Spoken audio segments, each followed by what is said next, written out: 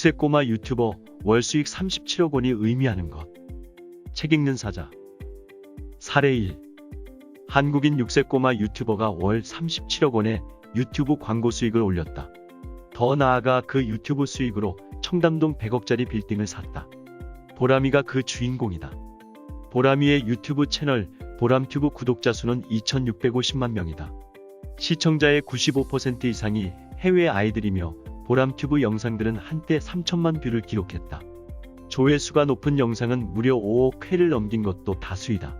이와 반대로 현재 지상파 TV의 유일한 아이들 프로그램은 공영방송 KBS의 TV유치원인데 시청률은 0.1%이다.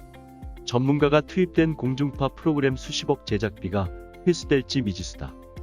사례 2.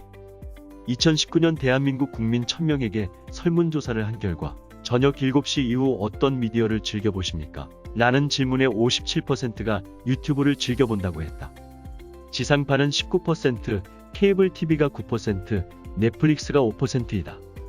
구글이 올해 처음 발표한 2019년 유튜브 연매출은 18조 원이며 유튜브는 매월 20억 명이 이용하고 매일 10억 시간의 시청 시간을 기록한다고 한다.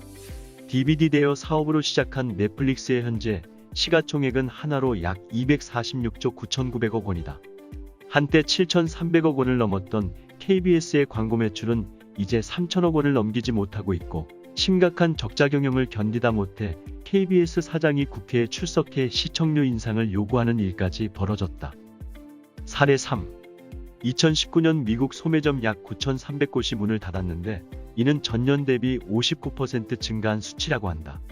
100년 전통의 백화점들이 줄줄이 파산하고 있는데 2018년에는 시어스, JC페니, 나만마커스, 2020년 5월에 패션계 대표 기업인 포에버 21, 제이크루, 영국의 100년 넘은 백화점 데버럼스가 파산했고 독일의 100년 넘은 백화점 카우프호프도 현재 파산 신청을 했다고 한다. 반면에 중국 뉴미디어 인플루언서를 뜻하는 왕홍들이 주도하는 개인 방송으로 상품을 판매하는 미디어 커머스는 2017년 15조 원이던 매출이 2019년은 100조 원을 넘었고 2020년에는 왕홍을 비롯한 소셜 커머스라는 신유통 채널이 무려 516조 원의 매출을 달성할 것으로 예상하고 있다. 위의 세 가지 사례를 읽고 느낌이 어떤가? 6살 꼬마가 100억 빌딩을 샀다는 이야기에 배가 아픈가?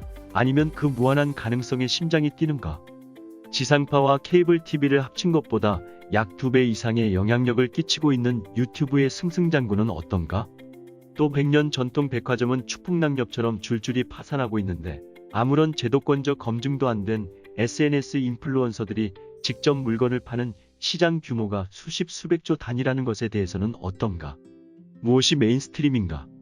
체인지9 호러 사피엔스 코드 저자 최재붕 교수는 지금도 80%의 방송 산업 종사자들은 여전히 기존 방식의 업무에서 벗어날 생각이 없다고 말한다. 꼭 방송 관계자뿐이야. 우리 역시 마찬가지다. 배가 아픈 사람이 80이라면 새 기회를 감지하고 적극적으로 혁신의 바다에 뛰어드는 사람은 20일 것이다. 80대 20. 그대는 어느 쪽 사람인가? 호모사피엔스 문명. 그러나 작년 약 120세 넘게 찍어낸 초대형 베스트셀러 호모사피엔스의 저자 최재붕 교수가 올해 체인지9 호모사피엔스 코드라는 후속작을 냈다.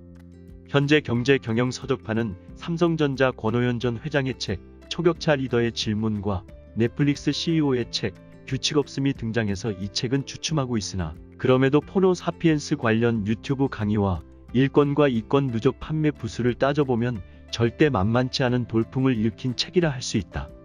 이번 책은 호모사피엔스 시대의 성공 요인 9가지를 소개한다. 그래서 책 제목이 체인지9이다. 서론에서 소개한 3가지 사례뿐 아니라 이 책에서는 현재 우리 세계에 얼마나 많은 변화가 일어났는지 다양한 사례를 들어 설명해준다.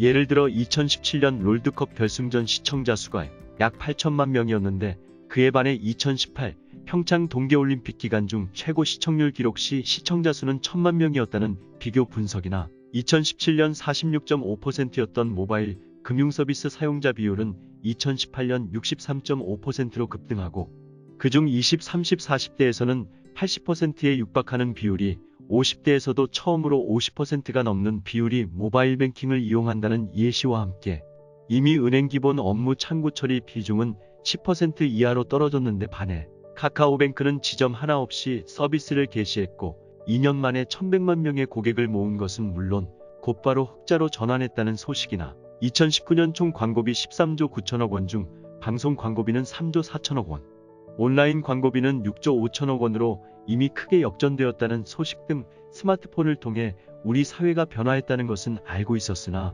구체적인 수치와 함께 말해주는 여러 사례는 그 자체로 큰 충격으로 다가온다. 작가는 자신있게 주장한다. 스마트폰 신인류, 호모 사피엔스 문명이 시작되었다고. 그러면서 자신이 뽑은 핵심 태그 9가지를 설명한다.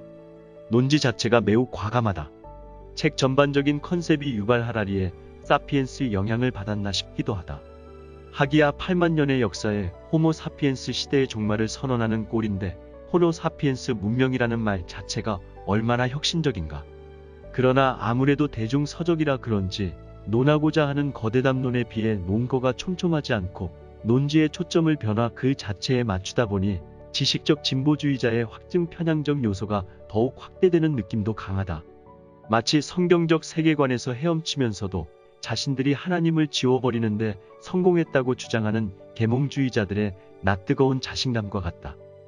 이 중 몇 가지만 말해보자면 우선 메타인지 챕터에서 더 많은 사람이 맞는다고 생각하는 것이 표준이다라고 주장하는 부분이나 휴머니티와 다양성 챕터에서 소비자 중심주의를 명분 삼아 틀렸구나가 아닌 다르구나를 강요하거나 또한 PC주의자들이 전면에 내세우는 특정 집단에 대한 정치적 이슈를 휴머니티의 발전이라는 식으로 포장하여 은근히 좌파적 상대주의만이 절대주의라 논하는 또 다른 강요와 강압을 하는 부분은 매우 급진적이고 편향적이라 작가의 최소한의 학술적 균형 결여가 아쉬운 부분이다. 책 후반부로 갈수록 뒷심도 약하다. 중요한 의미를 담고 있는 각종 사례와 그에 따른 작가의 유의미한 해설이 있는데 그래서 역설적으로 더더욱 아쉬움이 짙은 책이다. 마무리. 결과적으로 현재 보람이의 유튜브 채널 보람튜브는 운영이 잠정 중단된 상태다. 보람튜브 월 수익 X와 청담동 100억 빌딩을 샀다는 소식이 언론을 통해 전해지자 사회적 공분과 과도한 관심이 악플과 참견으로 이어졌을 테다. 설상가상 국제구호단체 세이브 더 칠드런은 보람튜브 및 타 아동 채널 운영자를 아동학대로 고발하기도 했다. 작가는 의도적이었는지 아니었는지 이 부분은 전혀 다루지 않는다. 스마트폰 혁신의 너무 밝은 면만 지나치게 강조하는 편향이 아닐까? 수긍이 되는 부분도 있고 아쉬운 부분도 있다. 하지만 이런 과도기적 갈등과 분쟁, 성장과 여과 그 자체가 인류 역사의 또 다른 발전 아니겠는가? 이런 의미에서 스마트폰 혁신을 대중적으로 쉽고 재밌게 풀어 설명한 것만으로도 이 책은 유의미하다. 그렇다면 크리스천은 이 책을 어떻게 받아들여야 할까? 이 책 주장이 전반적으로 반기독교적이니 근본주의자들처럼 무조건 반대해야 할까? 그러나 하물며 그들도 스마트폰으로 유튜브를 보지 않나? 삼성페이, 네이버페이, 카카오페이로 편의점과 택시 요금을 결제하고 모바일 뱅킹으로 선교원금 계좌 이체하지 않나? 핵심은 크리스천이든 넌 크리스천이든 우린 이미 스마트폰의 편의성을 완전히 습득하고 애용하고 있다는 것이다. 하여 우리는 된다 안 된다를 논하기보다 스마트폰을 이용해 어떻게 더욱 효과적으로 복음을 전할 수 있을지 또 기독교계 차원에서 크리스천 MZ세대를 어떻게 키워낼 수 있을지 고민해야 한다. 한 예로 기독교 변증적 지식과 신학적 지식을 겸비할 수 있도록 크리스천 온라인 스쿨, 시묵 같은 프로그램을 만들거나 코로나19 팬데믹으로 인한 교회 위기를 극복할 수 있는 스마트폰 혁신 관련 각종 세미나 및 포럼을 여는 것도 좋은 방법이다. 스마트폰이 영혼의 그림자인 시대가 왔다. 포노 크리스천들의 놀라운 믿음의 도전들이 이 나라 거룩한 부흥의 매개가 되기 원한다면 많은 크리스천이 이 책을 일독하길 권한다. 배워야 지킨다. 세상 기술과 그들의 주장이 하나님의 마라나타 카이로스 시간표에서 어느 정도까지 와 있는 줄 알아야 우리가 그들의 주장을 지혜롭게 논박하고 복음을 수호할 수 있다. 크리스천의 일반 서적 독서가 선택이 아닌 필수인 이유다.